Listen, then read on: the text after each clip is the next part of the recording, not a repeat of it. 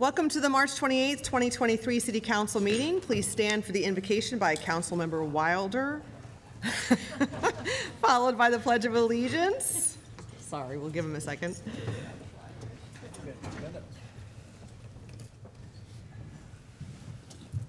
Let's bow our heads.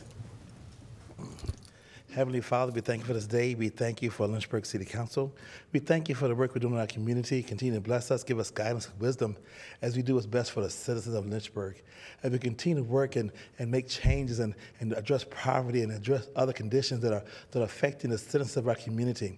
Bless our schools, our first responders, our teachers, our janitors, our flower workers, all the ones in our community. Continue to give them strength and guidance. Our city manager, all the city staff, just bless them and let them know they're loved. Let them know they're appreciated. Thank you for the city council members, Lord.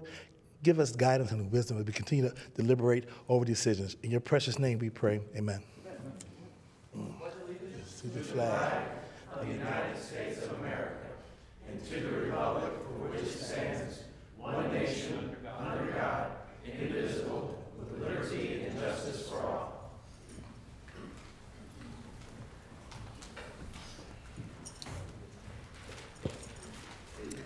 Okay, tonight's City Council agenda is divided into 3 sections: consent agenda, public comment, and general business. The first section is the consent agenda. This section includes routine items, and all items may be approved by one vote. Madam Mayor. Yes. I'd like to motion to amend the consent agenda to include the $6.6 billion ARPA funding for the Richland Hill Sewer Project. Okay, do I have a second? Second. Okay, any discussion? Okay, all those in favor to amend the agenda? Let's go ahead and vote for that. The motion passes 7-0. Okay, agenda item number 1, consideration of approving minutes from the January 24th, 2023 City Council meeting. May I have a motion on the consent agenda? So moved. Second. Okay, cast your vote, please. And Madam Mayor, just so we're all tracking, if I may interject, this would include, as Councilmember Mission has just added, the $6.6 million. Yes. Yep. Okay. Cast your vote, please. Okay, great.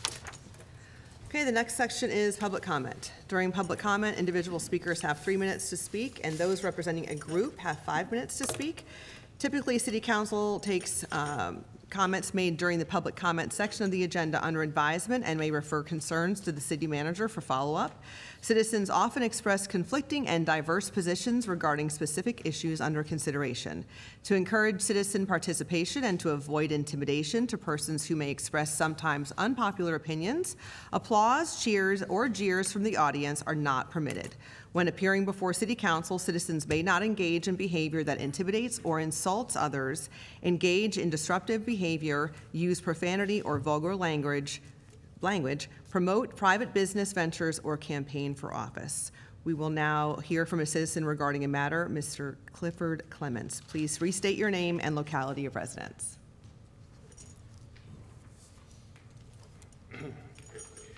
Thank you, and I'll be representing myself and my neighbor group.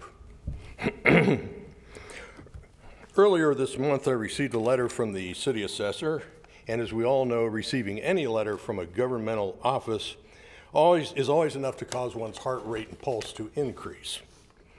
Thinking to myself, this can't be good, I opened the letter, and what to my unbelieving eyes did I see but a 20% increase in my home property tax valuation. This amounts to over $46,000 in only 1 year. Now that'd be great if I were selling my home today, but I'm not.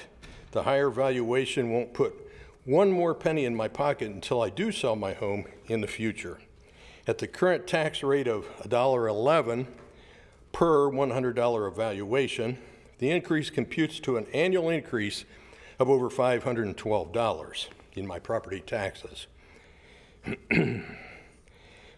During the past year, homes have been selling at higher prices than in the past 2 years due to interest rates being extremely low and pent-up demand caused by people not buying houses and staying where they were during COVID. But inflation has also reared its ugly head, causing higher prices for everything and for the Fed to raise interest rates for borrowing. The higher home and mortgage interest prices have now led to a decline in housing demand because of people being priced out of the market. Demand is down, with homes taking longer to sell and price reductions being made to encourage buyers.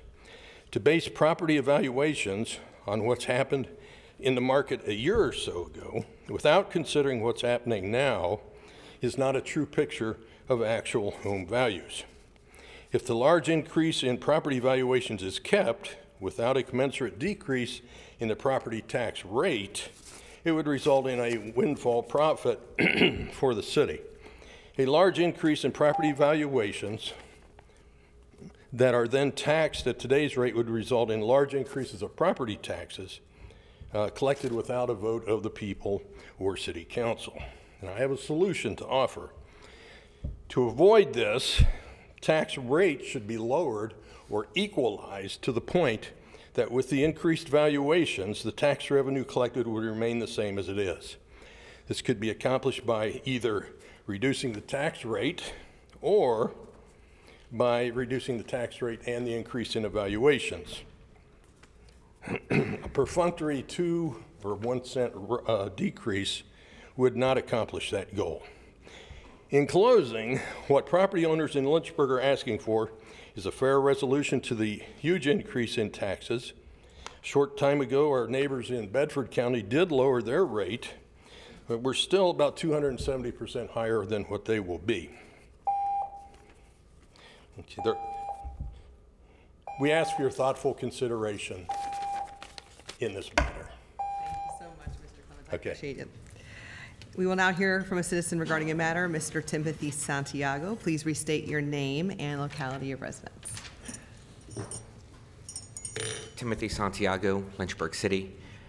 Madam Mayor, members of council, when this council meets to discuss potential appointees to boards, commissions, and other bodies that advise this council, it does so behind closed doors.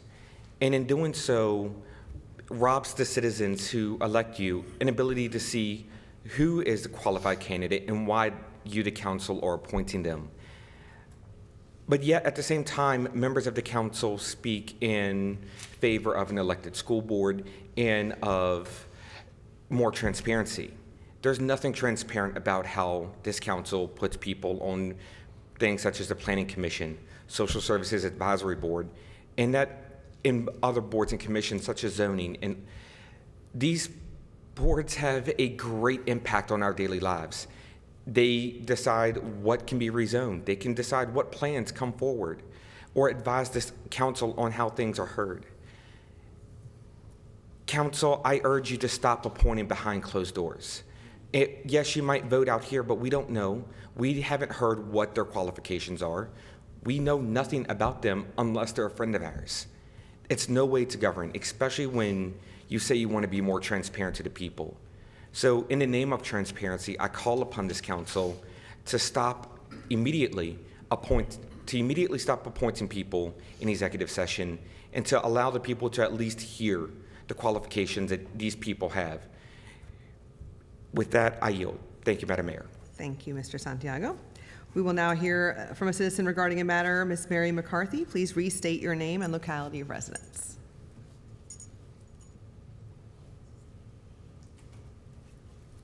Madam Mayor, Mr. Vice Mayor, and members of the City Council, my name is Mary McCarthy. I've been a Lynchburg resident for over 26 years.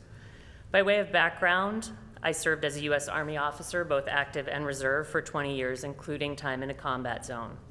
I worked as a supply chain leader for a Fortune 100 company for over 29 years. Most of this time was spent planning and executing budgets. I currently work for a local small business. My now adult child was educated in the Lynchburg City Schools.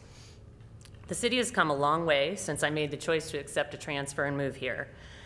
Lynchburg has a lot going for it, and it's a great place to live. I understand that you want to lower the tax rate. I'm here to express support for the fiscal year 24 budget priorities as outlined by the city manager. From my perspective, this budget provides tax and fee relief for city residents while continuing to move our city forward. I support the public safety, lifelong learning, economic development, and quality of life priorities as outlined in the budget.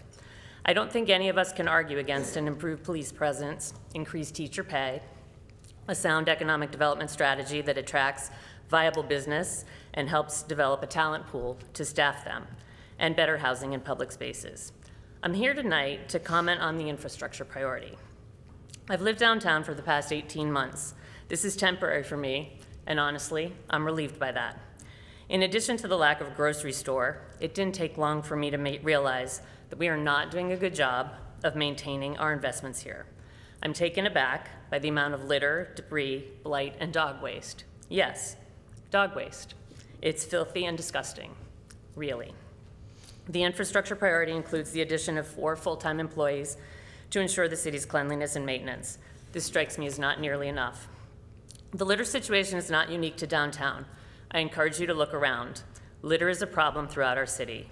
We need your leadership to take our city back to bright and make keeping it that way a priority. I realize that cleanup should not fall entirely on the shoulders of the city workers. A lot of this comes as personal responsibility. Education and a public campaign to keep our streets, green spaces, and waters clean are essential, but we are where we are, and an intervention is necessary. This requires an increased commitment of funds and personnel. We all want our city to thrive so its residents can thrive. We can't do this without taking care of what we have and continuing to improve it. I have worked with budgets that cut too close to the bone. It simply doesn't work. It's not sustainable, and the recovery is painful and expensive. As you consider the budget, please remember that your job is to lead the whole city. How will a tax cut impact the large number of renters in our city? Will it trickle down and improve the lives of all our citizens? Will it help erase food deserts, feed and care for children, help our elderly? Is it sustainable in the long run? Thank you for your time. Thank you, Ms. McCarthy, and thank you for your service. We will now hear from a citizen regarding a matter. Mr. Josh Pratt, please restate your name and locality of residence. Good evening, Madam Mayor, members of City Council. My name is Joshua Daniel Pratt. I am a resident of Ward 3, and I serve as a pastor at All Nations Community Church in Discipleship and Education. I'm also a small business owner. In 2016, I founded BRT Transportation, a full-service U.S. DOT certified passenger carrier. By 2020, BRT had 15 employees and operated 11 vehicles, including 7 full-size motor coach buses. We provided passenger service for Lynchburg City Schools, Bedford County, Campbell County, Amherst County, U of L, Randolph College, and we were the exclusive transportation provider for Lynchburg Hillcats away games. I'm here this evening to speak with you about volunteerism and public transportation. Public transportation for my family was a blessing. My mother raised 3 children alone, and we used public transportation for most of my childhood, and I as a young adult. By having a world-class public transportation company, we assist our neighbors to overcome the barriers of having a good job, access to quality health care, and provide economic opportunity by connecting citizens, and I understand this firsthand. The Greater Lynchburg Transit Company mission is to provide safe, dependable, affordable, accessible, and high-quality public transportation. I'm pleased to say that GLTC is providing high-quality service for wheelchair-bound citizens and physically challenged neighbors through specially equipped vehicles that are ADA compliant. As a veteran first responder, I have experienced public transportation in another light. The EMS system has been used and is being used for non-emergency transportation. This can delay emergency response times. This presents challenges for both citizens and EMS, and I understand how they can be mitigated and those problems resolved. For example, there is a new innovative technologies available in paratransit and non-emergency medical transportation, of which I would like to see Lynchburg explore. Therefore, last month I submitted an application to volunteer on the Transit Committee Board. There is a vacancy for Ward 3 currently. As the owner of BRT Transportation, I work directly with GLTC team members, and I have been fortunate to have made positive relationships within GLTC.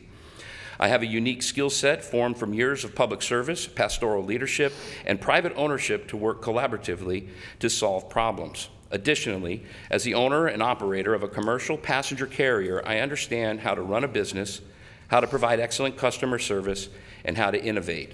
Therefore, as a longtime consumer of public transportation from my childhood, as a former owner of a passenger transportation company with years of experience, as a veteran first responder, I'm here asking that you would consider my application to serve our community in this capacity.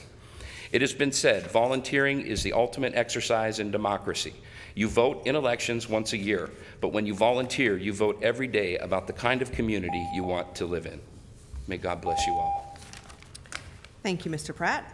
Okay, moving on. The next section is general business. This section includes general items of new business. Consideration of adopting a resolution reorganizing the city's towing advisory board and authorizing the commencement of the procurement process for a new city contract for towing services. Council was previously briefed on this item during its March 14th, 2023 business item briefings. I believe Mr. Friedman wanted to make an update of some sort. Yes, that's correct. Just as to the form of the resolution, there is a correction that's been made or to be made in front of you all now. Under the voting members, it should say 2 representatives from private towing and recovery operators.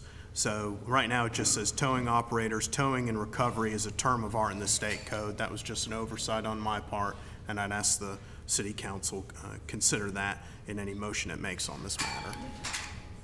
Okay. Do I have a motion with that adjustment understood? So moved. Okay, do I have a second? Second. Okay, any discussion? Pretty much you explained at the last meeting, so. Okay, Discussion. let's go ahead and cast our votes.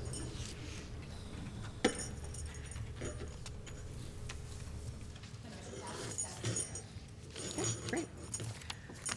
All right, moving on. Consideration of adopting a resolution amending the city's self-insurance program plan document to increase the settlement authority of the city attorney to $55,000 or less, and to permit the city manager or his designee to contribute to the settlement of non-litigated property damage claims. Council was previously briefed on this item during its March 14th, 2023 business item briefings. Do I have a motion? So moved. Second. Okay, any discussion? No. Okay, let's go ahead and vote.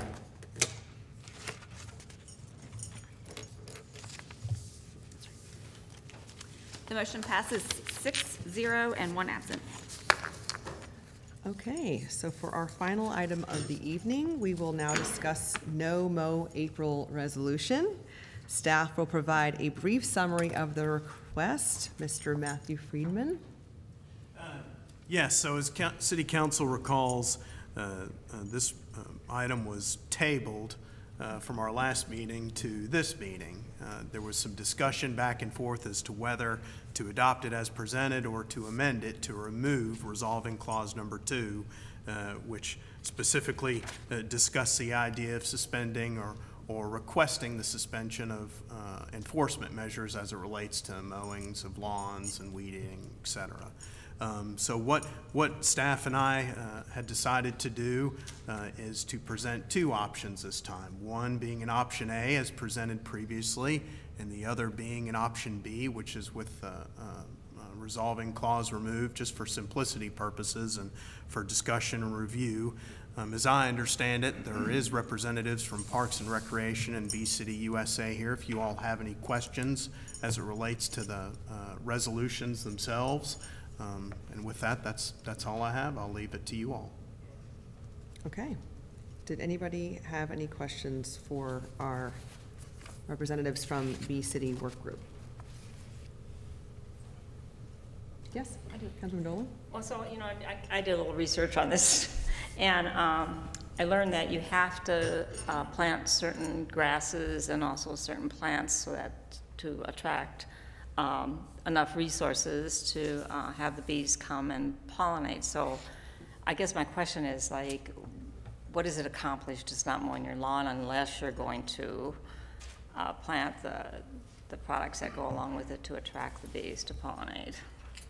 Well, my name is Heidi James, and I'm the chairman of the Bee City Working Committee, and thank you for having me here. I'm sorry I wasn't here last time. I was out of town, but anyway, what this program is about is for people who have a natural lawn. And my lawn has been the same lawn. It's been in my husband's family for 100 years. And we've never done any chemical treatment to it. And naturally occurring in the lawn are little tiny violets and clover and all kinds of tiny little flowers that look totally insignificant. They're very low growing, but they're a part of a natural lawn. And so if you allow these flowers to bloom during the spring months, they can provide support to our native pollinators. And that's one point that I really want to make here tonight, if you would let me read one paragraph just so I can make sure I correctly state it. It's important to note that the Bee City USA program is aimed at educating about the need to protect our native pollinators. Many people, when they think of bees, automatically think of honeybees, yet honeybees are not native to the USA. They were brought here several centuries ago by European settlers who needed the honey and wax. Honeybees are of course important, but they actually compete with our native bee species for limited resources, and they have the support of beekeepers and scientists. They can live on honey when floral resources are scarce, and they can fly for 3 miles to search for food. But, this is shocking, Virginia is home to 455 native bee species that emerge at various times throughout the growing season. Our native bees are 2 to 3 times better pollinators than honeybees. They do not live in a hive or make honey, so they don't have beekeepers. Most live alone as solitary bees. They only fly 300 feet from their nest to forage for food, and many will only take nectar and pollen from native plants. They're really in trouble, and many could become extinct. And that is why Xerces and Bee City USA and many others across the world are working to raise the awareness to the importance of native plants like those little violets in your yard to our native bees. Our native bees alone provide $5 billion in crop pollination services every year in the United States, and it's an economic issue we are talking about. It directly benefits us to help the bees. And these native bees include bumblebees, mining bees, sweat bees, leafcutter bees, orchard mason bees, which are out now, and carpenter bees, many, many bees that most people aren't even aware of. So that's the whole purpose of this process. No Mow April is to educate people about the native bees that live on these little lawn flowers throughout the early spring months when they are emerging too early because of the temperatures. They're not finding anything blooming, and they have to rely on those little lawn flowers until other things start to bloom. So that's the purpose. Any other questions?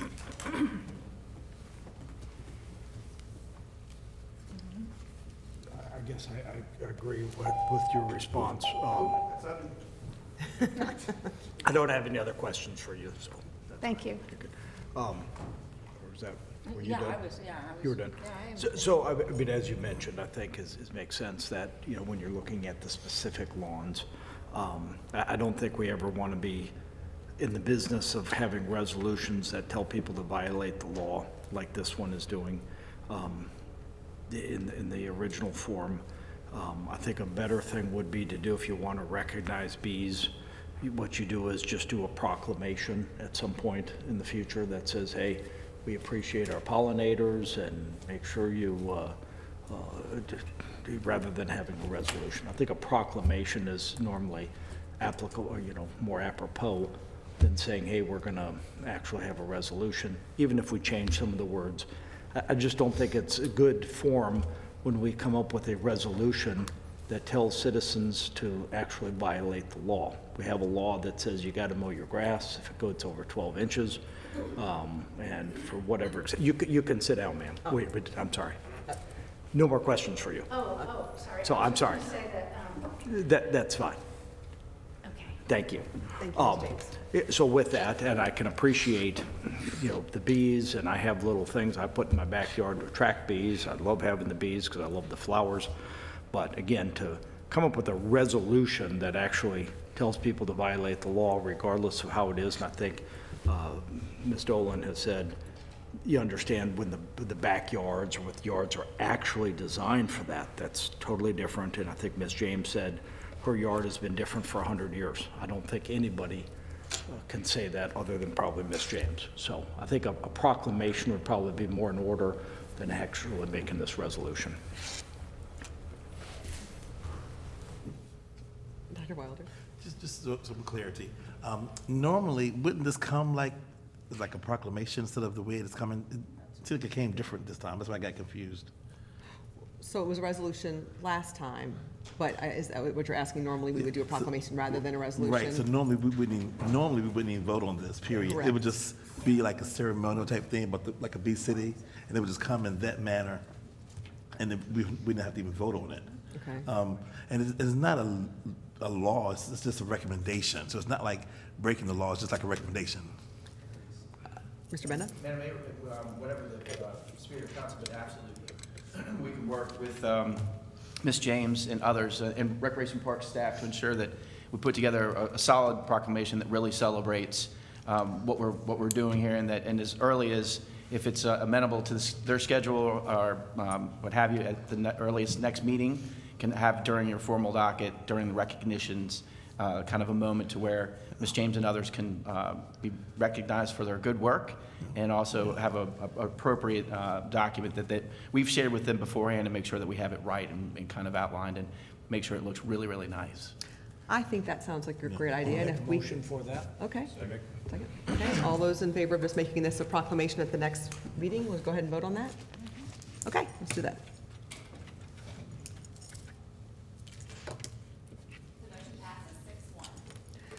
Okay, well, in record time, the meeting is now adjourned, and our next meeting will be held next week, April 4th, 2023, at 6 p.m. here in Council Chamber.